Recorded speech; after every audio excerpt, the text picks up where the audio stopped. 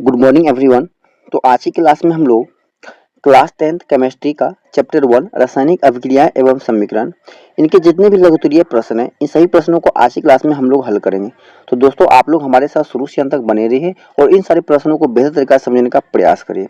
तो चलिए आप लोग का जैसे बनाते हुए क्लास को स्टार्ट करते हैं। तो देखिए दोस्तों, सबसे पहला प्रश्न कहता है कहता है कि रासायनिक समीकरण क्या है, एक उदाहरण देकर समझाएं। ठीक, कहता है कि रासायनिक समीकरण क्या है, कहता है कि एक एग्जाम्पल के साथ आपको इस चीज को समझाना है।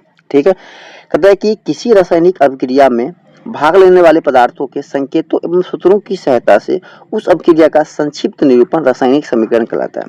कहता है कि यदि कोई रासायनिक अभिक्रिया होता है, उसका जो शॉर्ट फॉर्म जो हम लोग लिखते हैं और उसको संकेत एवं सूत्रों की सहायता से, उसे हम लोग क्या बोलते हैं, रासायनिक समीकरण बोलते हैं। ठीक है, अब जैसे मान लीजिए यहाँ पे क्या है कि हाइड्रोजन है और क्या है, क्लोरीन है। तो कितना बड़ा है, मान लीजिए इतना बड़ा हाइड्रोजन को किसमें हम लिख दिए, H2 में लिख दिए। अब इतना बड़ा क्या है, क्लोरीन है, Cl2 में लिख दिए। ठीक है, तो ये दोनों इतना बड़ा, लेकिन शॉर्ट फॉर्म क्या हो गया, H2 और क्या हो गया, Cl2 है। इसी को हम लोग बोलते हैं रासायनिक समीकरण, जो बड़ा चीज को शॉर्ट करके लिखते हैं। ठीक है, और इन दोनों को रिएक्शन से क्या बन गया, 2HCl। ठीक है, जो क्या है, हाइड्रोजन क्लोराइड है। अब ये इतना बड़ा हाइड्रोजन क्लोराइड है, इसको हम लोग क्या लिखेंगे, 2HCl में लिख के खत्म कर देंगे। तो जो भी अभिक्रिया होती है उसका जो शॉर्ट फॉर्म होता है, जिसको हम उतना जितना संक्षिप्त कर सकते हैं, उसी को हम लोग बोलते हैं रासायनिक समीकरण। यहाँ पे लिखा है संक्षिप्त निरूपण मतलब होता है शॉर्ट तरीका, उसको कितना हम छोटा छोटा लिख सकते हैं। ठीक है, जैसे एक एग्जाम्पल है कि H2 प्लस O2 मतलब हाइड्रोजन और ऑक्सीजन दोनों आपस में मिलता है, क्या बनता है, H2O।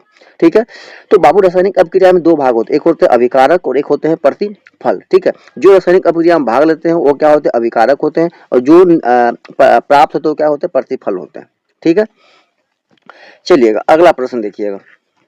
अगला प्रश्न कहता है कहता है कि संतुलित समीकरण किसे कहते हैं। ठीक है, अगला प्रश्न है कि संतुलित समीकरण किसे कहते हैं। कहता है कि जब समीकरण में तीर, एक एरो होता है, ये क्या है, एरो है। कहता है कि एरो के बाईं ओर कौन, अभी बताए थे, बाईं ओर क्या होता है, अभिकारक होता है, पहले ही आप क्वेश्चन बताए थे।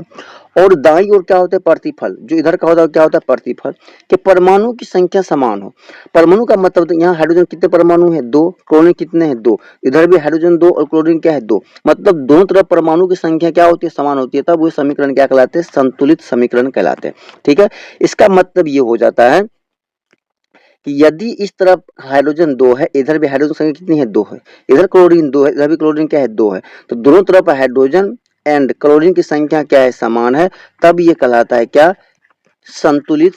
ठीक है, संतुलित क्या कहलाता है, समीकरण कहलाता है। ठीक है, संतुलित रासायनिक समीकरण कहलाता है। कोई दिक्कत है, क्योंकि यहाँ भी हाइड्रोजन 2 है, यहाँ भी हाइड्रोजन 2 है, यहाँ भी क्लोरीन 2 है और यहाँ भी क्लोरीन क्या है, 2 है, तो दोनों तरफ परमाणु संख्या समान है, इसीलिए क्या कहलाता है, संतुलित रासायनिक समीकरण। ठीक है, चलिए अगला देखिए, क्वेश्चन कहता है, बहुत ही प्यारा क्वेश्चन और आपके एग्जाम में ये बार बार पूछे जाते हैं। ठीक है, विव्याय प्रश्न है। कहता है कि रासायनिक समीकरणों को संतुलित क्यों किया जाता है। यदि कोई रासायनिक समीकरण है तो हम उसे संतुलित क्यों करते हैं, हमें संतुलित करना क्यों जरूरी है। ठीक है, कहता है किसी भी रासायनिक अभिक्रिया में द्रव्यमान का न तो निर्माण होता है और ना ही उसका विनाश होता है। मतलब जो रासायनिक अभिक्रिया होती है उसमें ना कोई नया चीज का उत्पन्न होता है, ना ही उसमें क्या होता है, किसी का ह्रासमेंट होता है, मतलब ना ही कोई उसमें से विनाश होता है। अर्थात किसी भी रासायनिक अभिक्रिया में परमाणु संरक्षित रहते हैं। मतलब यदि अभिकारक में जितने परमाणु है, प्रतिफल में उतने परमाणु, मतलब उसमें ना कमी होती है ना ही वृद्धि होती है। इसलिए क्या होता है, रासायनिक अभिक्रिया से के पहले एवं उसके बाद प्रत्येक तत्व की परमाणु संख्या क्या होती है, समान रहती है। इस कारण हमें समीकरण को संतुलित करना आवश्यक होता है। सिंपल सी बात है, जैसे मान लीजिए कि यहाँ पे H2 है, H प्लस O2 मिलकर बन गया, क्या बन गया, H2O। अब मान लीजिए यहाँ पे हम बात करेंगे तो यहाँ पे हमारे पास हाइड्रोजन है और क्या है, ऑक्सीजन है। हाइड्रोजन यहाँ भी 2 है और हाइड्रोजन हमारे पास यहाँ भी 2 है, लेकिन यहाँ पे ऑक्सीजन 2 है और यहाँ पे क्या है, ऑक्सीजन 1 है।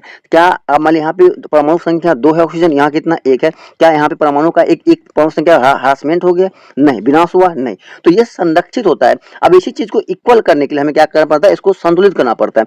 यदि यहाँ पे ऑक्सीजन 2 है तो यहाँ पे मुझे ऑक्सीजन 2 बनाना पड़ेगा, यहाँ पे कितना मल्टीप्लाई करना करेगा, 2 से करना पड़ेगा। अब यहाँ पे ऑक्सीजन कितना हो गया, 4, तो यहाँ हम 2 से कर दें, तो यहाँ हाइड्रोजन कितना हो गया, 4, यहाँ भी हाइड्रोजन कितना हो गया, 4, ऑक्सीजन कितना हो गया, 2, ऑक्सीजन कितना हो गया, 2। अब ये दोनों तरफ आपस में क्या हो गए, बराबर हो गए, तो अब ये कहलाएंगे संतुलित। क्योंकि समीकरण का रूल ही होता है कि भाई ना उसमें क्या होता है कि परमाणु का ना तो निर्माण होता है, ना ही ह्रासमेंट, मतलब ना ही उसमें क्या होती है, वृद्धि होती है, ना ही उसमें कमी होती है। यदि इधर हाइड्रोजन की परमाणु संख्या 4 है तो इधर भी 4 ही होगा। यदि इधर ऑक्सीजन संख्या 2 है परमाणु संख्या, इधर भी परमाणु संख्या 2 ही होगा। अगर इधर 1 है इधर 2 नहीं हो सकता है, यदि इधर 4 है तो इधर 3 नहीं हो सकता है। दोनों तरफ हमें इक्वल करना पड़ेगा, ठीक है। इसीलिए हम लोग रासायनिक समीकरण को संतुलित करते हैं। कोई दिक्कत है समझने में? चलिएगा अगला प्रश्न देखिए, कहता है क्या कि रासायनिक समीकरण से प्राप्त होने वाले 3 सूचनाओं को लिखें। अब उस समय क्या क्या सूचनाएं प्राप्त होती है, कहता है ये लिखने के लिए। कहता है कि रासायनिक समीकरण से प्राप्त होने वाले 3 निम्नलिखित सूचनाएं हैं, ठीक है।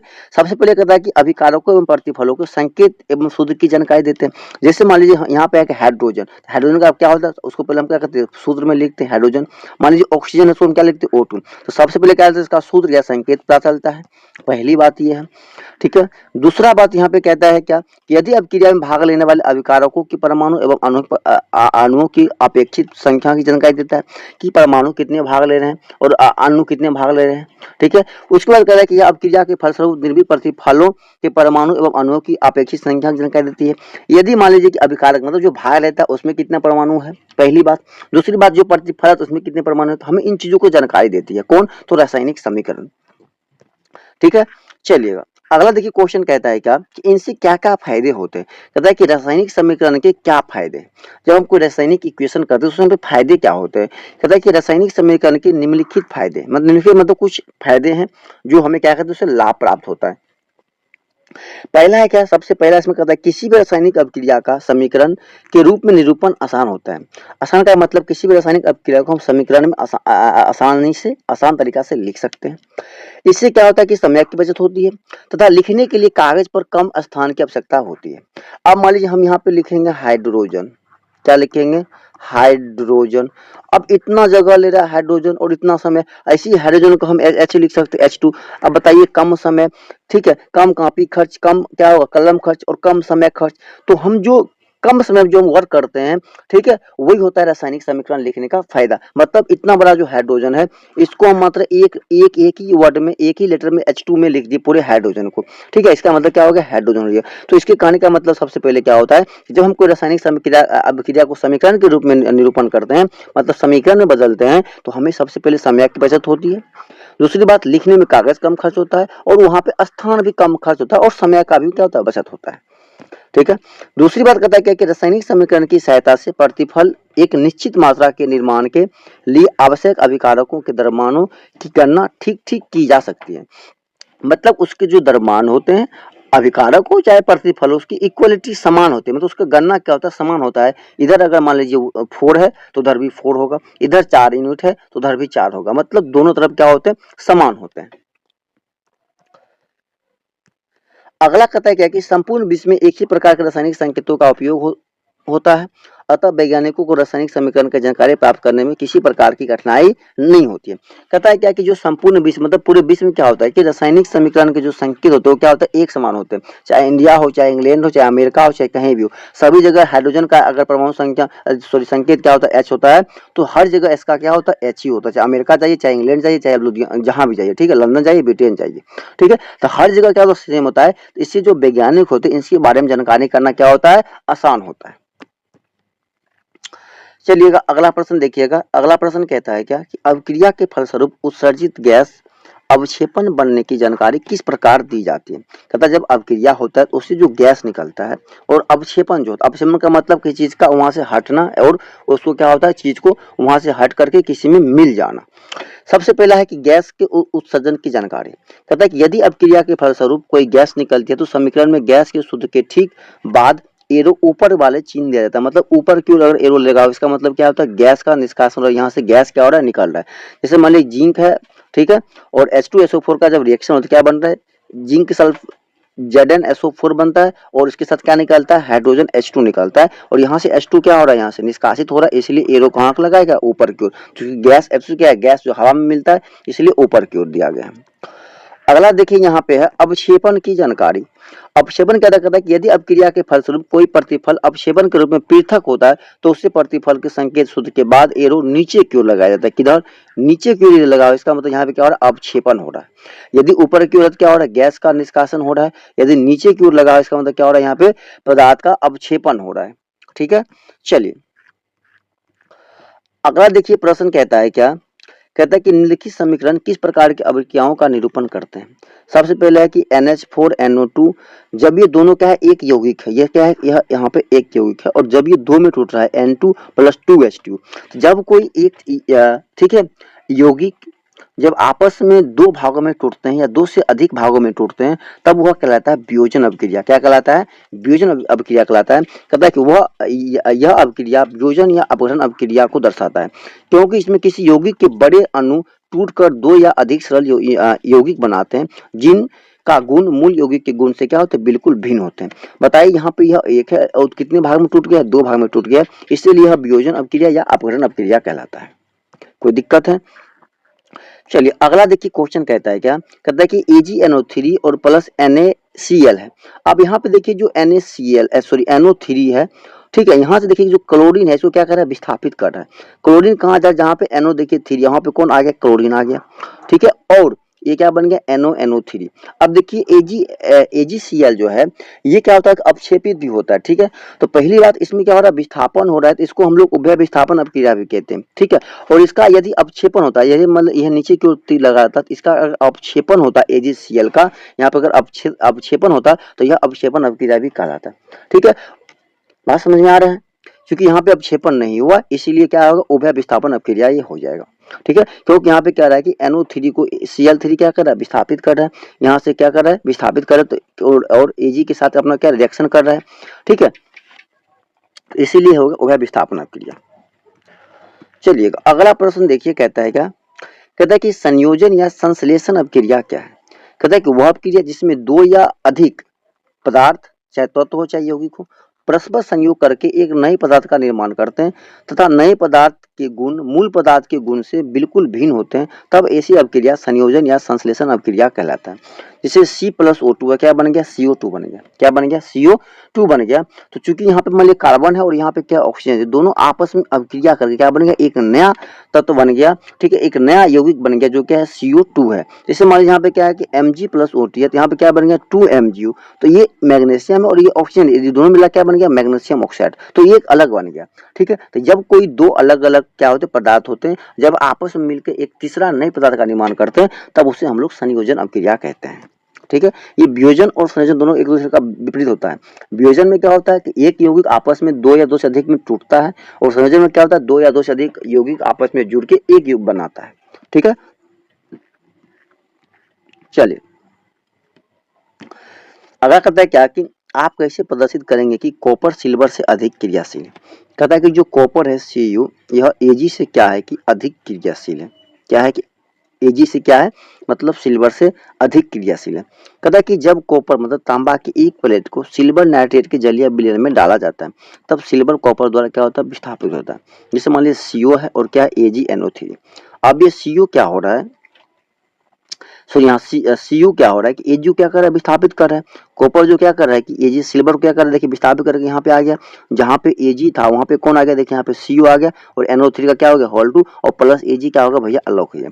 तो इससे सिद्ध होता है क्या कि सिल्वर की तुलना में कॉपर के अधिक क्रियाशील है। क्योंकि यदि मान लीजिए हम किसी को यहाँ, जब मान लीजिए यहाँ पे एक वस्तु रखा हुआ, ठीक है, और यहाँ पे मान लीजिए एक बड़ा वस्तु रखा हुआ है, कोई मोटा आदमी है, मान लीजिए पतला आदमी है, तो ये मोटा आदमी इसको घुसका पाएगा। क्यों? क्योंकि इसके पास क्या? अधिक शक्ति है। तो वही बात है, यदि कॉपर क्या कर रहा है कि Ag को यदि विस्थापित कर रहा है, इसका मतलब कि Ag से क्या? अधिक क्रियाशील है, मतलब उससे अधिक क्या है? क्रियाशील है, इसीलिए इसको क्या कर रहा है? यहाँ से हटा दे रहा है। इसीलिए यहाँ क्या होगा? तुलना में क्या हो गया? अधिक क्रियाशील हो गया। कौन? कि कॉपर हो गया किसके? सिल्वर की तुलना में, ठीक है। अगला देखिए प्रश्न कहता है क्या, कहता है कि ऑक्सीकरण और अपकरण अभिक्रिया क्या है। ऑक्सीकरण एवं अपकरण अभिक्रिया क्या है। कहता है कि ऑक्सीकरण एवं अपकरण अभिक्रियाएं एक विशेष प्रकार की रासायनिक अभिक्रिया है जो सदैव साथ साथ होती है, और इस प्रकार की अभिक्रिया को हम लोग रेडॉक्स अभिक्रिया भी कहते हैं। देखिए बाबू, ऑक्सीकरण और अपकरण एक ऐसी अभिक्रिया जिसमें ऑक्सीजन का क्या होता है? योग होता है, और हाइड्रोजन क्या होता है? हटता है, तो ऑक्सीकरण करा गया। अपकरण में क्या होता है? अपकरण में क्या होगा? ऑक्सीजन का जुटना होता है, सॉरी हाइड्रोजन का जुटना होता है, और ऑक्सीजन क्या होता है? हटना होता है। तो ये दोनों क्रिया एक साथ होती है, क्योंकि यदि कोई रिएक्शन होता है तो उसमें हाइड्रोजन जुट भी सकता है और ऑक्सीजन हट भी सकता है। ऑक्सीजन जुट भी सकता है और हाइड्रोजन हट भी सकता है, इसलिए दोनों क्रियाओं को यहाँ पे एक साथ किया जाता है, ठीक है, ताकि ये दोनों का गुण एक एक भी अभिक्रिया में, एक भी रासायनिक समीकरण में आ सकता है, इसलिए इन दोनों को एक साथ रखा गया और इन दोनों को एक साथ जो अभिक्रिया होता है उसे हम लोग रेडॉक्स अभिक्रिया के नाम से भी जाना जाता है। ठीक है, चलिए अगला देखिए प्रश्न कहता है क्या कि निम्नलिखित अभिक्रिया में कौन संयोजन और कौन विस्थापन अभिक्रिया है। सिंपल सी बात आपको दिख रहा होगा कि जो समीकरण सेकेंड है वो क्या, और अभी ऊपर बताया कि ये संयोजन है क्योंकि दो आपस में मिलके एक बन रहा है, और यहाँ पे क्या देखिए विस्थापित हो रहा है पहला, तो हम लोग पढ़ेंगे इसको, कहता है कि जो उत्तर पहला का होगा, कहता है कि यह एक विस्थापन अभिक्रिया है क्योंकि इसमें एक परमाणु Br के समूह को किसी दूसरे परमाणु Cl से विस्थापित कर जाता है, इसलिए ये विस्थापन अभिक्रिया। सिंपल सी बात, यहाँ पे देखिए जो ब्रोमीन है ये किसके द्वारा, देखिए क्लोरीन के द्वारा क्या हो रहा है, विस्थापित हो रहा है, यहाँ पे देखिए Cl आ गया इसीलिए विस्थापन हो गया। कहता है यह एक संयोजन अभिक्रिया है क्योंकि इसमें दो पदार्थ Fe प्लस S, ठीक है, संयोज करके एक नई पदार्थ FeS का निर्माण करते हैं, इसलिए ये संयोजन अभिक्रिया है क्योंकि देखिए यहाँ पे Fe और S आपस में क्या जुट के एक FeS बना रहा है। ठीक है, तो ये हमारा क्या होगा संयोजन, क्योंकि यहाँ पे जुट रहा है, ये जुट के एक बना रहा है, यहाँ पे क्या है कि बदल रहा है, मतलब विस्थापित हो रहा है, यहाँ से ब्रोमीन से क्या हो गया Cl भैया को क्या किया, ब्रोमीन को विस्थापित कर दी, तो इसीलिए विस्थापन अभिक्रिया कहला गया। ठीक है, चलिएगा अगला देखिएगा, अगला कहता है क्या कि उदाहरण सहित किसी अवक्षेपण अभिक्रिया का वर्णन करें। अवक्षेपण का मतलब होता है क्या कि जो पदार्थ किसी में जमीन जैसे भूमि में मिल गया, रिएक्शन हुआ उसके बाद कहीं भूमि में मिल गया, जमीन में मिल गया, मिट्टी में मिल गया, तो उसका क्या होता है अवक्षेपण होना, मतलब कि उस चीज को वहां से बिल्कुल खत्म होना। ठीक है, कहता है कि ऐसी रासायनिक अभिक्रिया जिनमें कोई प्रतिफल ठोस के रूप में विलयन से पृथक, पृथक मतलब हटना, वहां से हट जाना, तब ऐसी अभिक्रिया अवक्षेपण अभिक्रिया कहलाती है, तथा पृथक होने वाला ठोस पदार्थ अवक्षेपण कहलाता है। जो पदार्थ हो जैसे क्या हो रहा है नीचे का मतलब नीचे की ओर मिल रहा है, इसका मतलब क्या कहलाएगा अवक्षेपण कराएगा। जैसे कहता है कि सोडियम क्लोराइड के विलयन और सिल्वर नाइट्रेट के विलयन के बीच, ठीक है, होने वाले उभय विस्थापन अभिक्रिया में सिल्वर क्लोराइड अवक्षेपण के रूप में प्राप्त होता है। जो सिल्वर क्लोराइड है AgCl क्या है अवक्षेपण के रूप में, क्योंकि देखिए नीचे की ओर का मतलब होता है कि यहाँ नीचे की ओर गर्थ में मिल रहा है, कहाँ मिल रहा है गर्थ में मिल रहा है, मतलब इसका अवक्षेपण हो रहा है, यहाँ से ये हटेगा, इसका कोई वर्क यहाँ पे नहीं है। ठीक है, चलिए अगला प्रश्न कहता है क्या कि निम्नलिखित अभिक्रियाओं के लिए संतुलित समीकरण लिखिए। पहला है पोटेशियम क्लोरेट को गर्म करने पर पोटेशियम क्लोराइड और ऑक्सीजन बनते हैं। दूसरा है सोडियम हाइड्रोक्साइड और सल्फ्यूरिक अम्ल परस्पर अभिक्रिया करके सोडियम सल्फेट और जल बनाते हैं। तीसरा है कैल्शियम हाइड्रोक्साइड और कार्बन डाइऑक्साइड के बीच अभिक्रिया होने पर कैल्शियम कार्बोनेट और जल बनाते हैं। सबसे पहला का उत्तर है क्या कि पोटेशियम क्लोराइड को गर्म करने पर पोटेशियम क्लोराइड और ऑक्सीजन बनते हैं। ठीक है, बनते हैं। अब यहाँ पे देखिएगा, यहाँ पे एक बात क्या है, यहाँ पे देखिए कि KClO3 है, KCl क्या है O3 है, यहाँ पे क्या बन गया KCl प्लस O2 बना है, क्या बना है KCl प्लस का O2 बना है। हम देखिए इस रिएक्शन को यहाँ पे आपको लिख के समझाते हैं, देखिए KCl और O3 है, ठीक है, जब ये दोनों का ठीक है रिएक्शन होता है तब ये क्या बनता है KCl प्लस का O2 बना, क्या बना है KCl प्लस का O2 बना है। ठीक है, KCl प्लस का क्या बन गया है O2 बन गया है। अब समझिएगा यहाँ पे ऑक्सीजन कितना है 3 है, यहाँ ऑक्सीजन कितना है 2।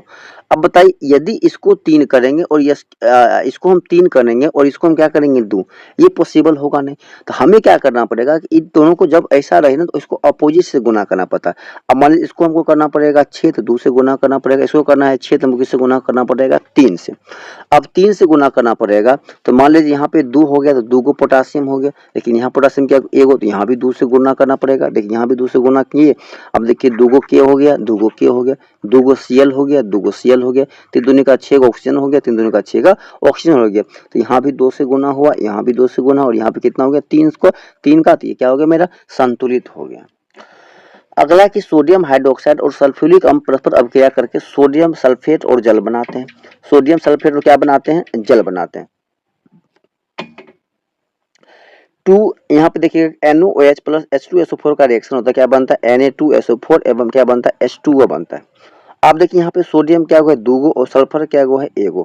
ठीक है, सल्फर ऑक्साइड हुआ है, तो यहाँ पे लेकिन देखिए सोडियम 2 तो यहाँ 2 से क्या किए गुना किए और यहाँ भी क्या किए 2 से गुना किए। अब देखिए सभी रिएक्शन क्या होगा आपस में एक समान हो गया, 2 सोडियम, ठीक है, 2 ऑक्सीजन, देखिए 2 ऑक्सीजन, ठीक है, 2 हाइड्रोजन और 2 4 हाइड्रोजन, 2 दूनी 4 हाइड्रोजन हो गया, एगो क्या हो गया SO4 एगो SO4 हो गया, तो क्या हो गया संतुलित हो गया। ठीक है, चलिए उसी प्रकार देखिएगा थर्ड नंबर कहता है कैल्शियम हाइड्रोक्साइड और कार्बन डाइऑक्साइड के बीच अभिक्रिया होने पर कैल्शियम कार्बोनेट और जल बनते हैं। ठीक है, कैल्शियम कार्बोनेट में क्या बनते हैं, जल बनते हैं। CaOH का होल 2 प्लस CO2 जब अभिक्रिया करता है CO3 प्लस क्या बनता है H2 वो बनता है। अब देखिए कैल्शियम एक है, कैल्शियम एक, ठीक है। यहाँ देखिए ऑक्सीजन 2 है और 2 कितना हो गया, 4 हो गया। अब यहाँ देखिए ऑक्सीजन कितना है, एक, सॉरी एक और 3 कितना, 4 ऑक्सीजन भी हो गया। एक कार्बन है और एक क्या हो गया, कार्बन हो गया। हाइड्रोजन दूगो है, हाइड्रोजन दूगो है, तो सभी क्या है, संतुलित हो गया है। ठीक है, चलिए देखिए अगला प्रश्न यहाँ पे कहता है क्या है कि ऊष्माक्षेपी और ऊष्माशोषी अभिक्रिया से आप क्या समझते हैं। कहता है ऊष्माक्षेपी, कहता है जिस रासायनिक अभिक्रिया में प्रतिफल के साथ साथ ऊष्मा ऊर्जा भी निकलती है उसे ऊष्माक्षेपी अभिक्रिया कहते हैं। जैसे कार्बन प्लस ऑक्सीजन का रिएक्शन होता है, क्या बनता है, CO2 प्लस का ऊष्मा बनता है, इसलिए हम क्या बोलते हैं उसको ऊष्माक्षेपी अभिक्रिया बोलते हैं। ऊष्माशोषी कहता है कि जिस रासायनिक अभिक्रिया में ऊष्मा ऊर्जा का अवशोषण होता है वह ऊष्माशोषी अभिक्रिया कहलाती है। जैसे N2 प्लस O2 प्लस ऊष्मा मिलकर क्या बनता है 2NO, जो क्या होता है ऊष्माशोषी अभिक्रिया होता है। ठीक है, चलिए अगला प्रश्न देखिए।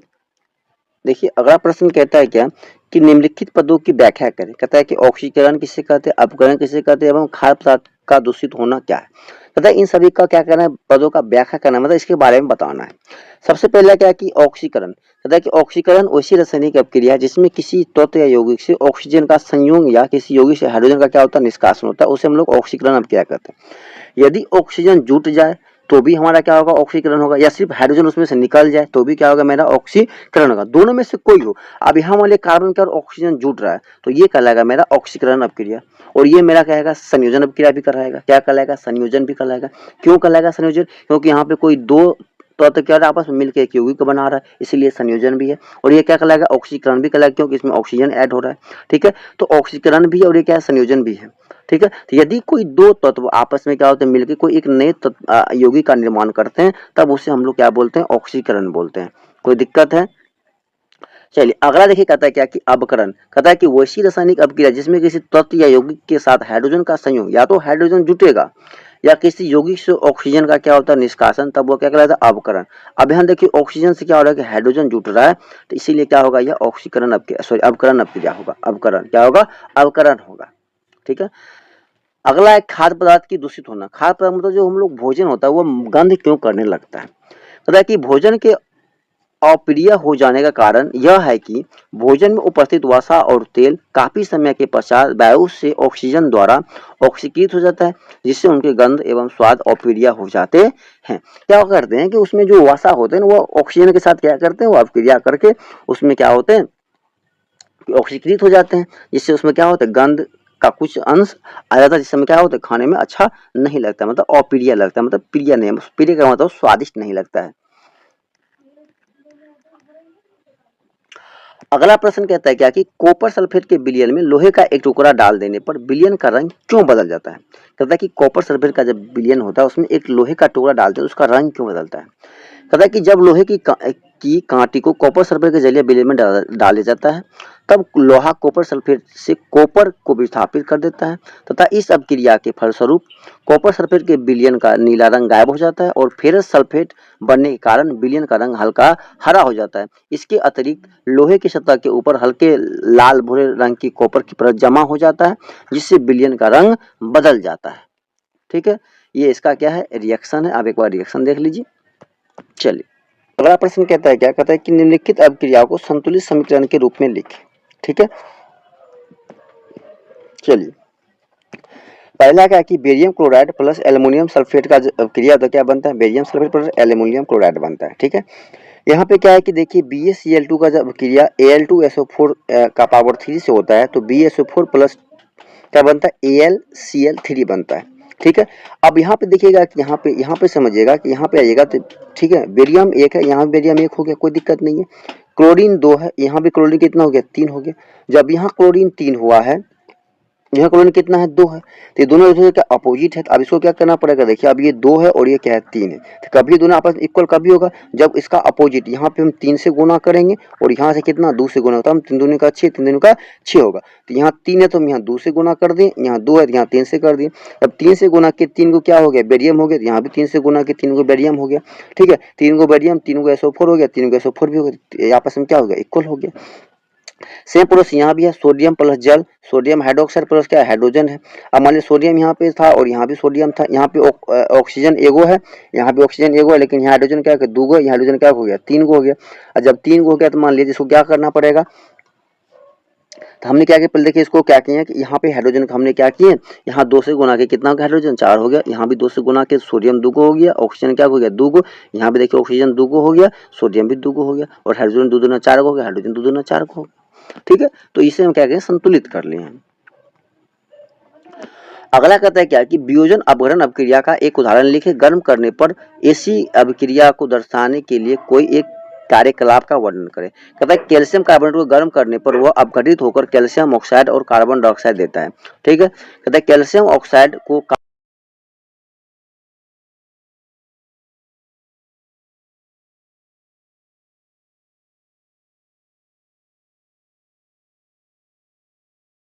एक प्रश्नावली में लेड नाइट्रेट के विलयन में पोटेशियम आयोडाइड का विलयन मिलाने पर आप क्या परीक्षण करेंगे।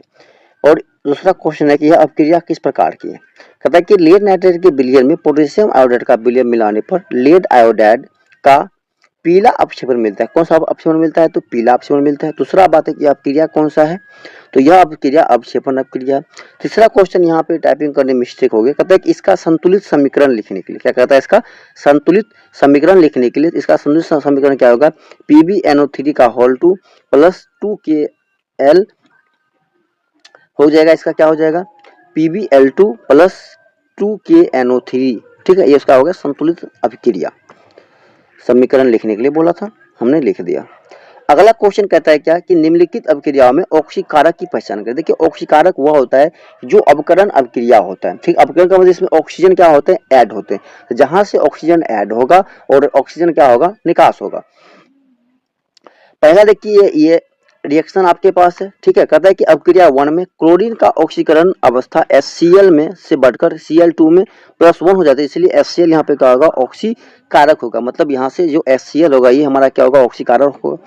यहाँ से देखिएगा, यहाँ से जो Fe है, अब देखिए यहाँ पे क्या है कि H है, यहाँ से H में क्या हो रहा है देखिएगा H2 है और यहाँ से क्या देखिए हाइड्रोजन का क्या हो रहा है विकास हो रहा है। ठीक है, तो इसीलिए यहाँ पे क्या होगा H2 हमारा क्या हो जाएगा ऑक्सीकारक। इसमें कहता है क्या कि Fe3O4 में लोहे का ऑक्सीकरण अवस्था 0 से बढ़कर 8 कितना हो रहा है 3 हो जा रहा है, जबकि ऑक्सीजन की ऑक्सीकरण अवस्था में 2 हो रहा है, इसलिए जल क्या हो जाएगा यहाँ पे ऑक्सीकारक होगा, यहाँ पे ऑक्सीकारक ही हो जाएगा।